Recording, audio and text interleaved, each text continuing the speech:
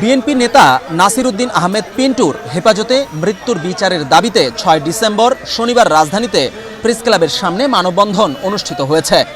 অংশগ্রহণকারীরা অভিযোগ করেন ২০১৫ সালে রাজশাহী কেন্দ্রীয় কারাগারে পিন্টুর মৃত্যু স্বাভাবিক নয়, বরং তা পরিকল্পিত হত্যাকাণ্ড। এ ঘটনায় তৎকালীন ও বর্তমান পুলিশ তথা কারা কর্তৃপক্ষের দায়। এ ঘটনায় তদন্তের দাবি জানানো হয়।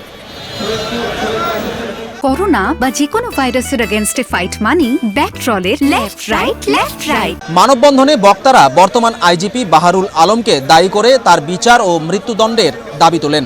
তারা বলেন, পিন্টুকে যথাযথ চিকিৎসা না দিয়ে পরিকল্পিতভাবে মৃত্যুর দিকে ঠেলে দেওয়া হয়েছিল। পিন্টু পিলখানা বিদ্রোহ মামলায় দণ্ডপ্রাপ্ত হয়ে রাজশাহী কেন্দ্রীয় কারাগারে আটক ছিলেন। ২০১৫ সালের ৩ মে তিনি কারা হাসপাতালে নেওয়ার কিছুক্ষণ পর মারা যান। পরিবার ও বিএনপি শুরু থেকেই এটিকে কারা হেফাজতে হত্যা বলে আসছে। এদিকে পিন্টুর ভাই সম্প্রতি রাজশাহী আদালতে ২৭ জনকে আসামি করে নতুন করে হত্যা মামলার আবেদন করেছেন।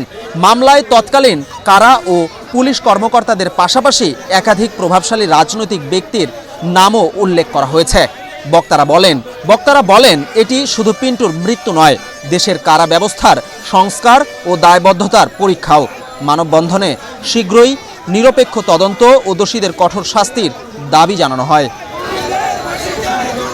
বিজন কুমার, বাংলাদেশ প্রতিদিন।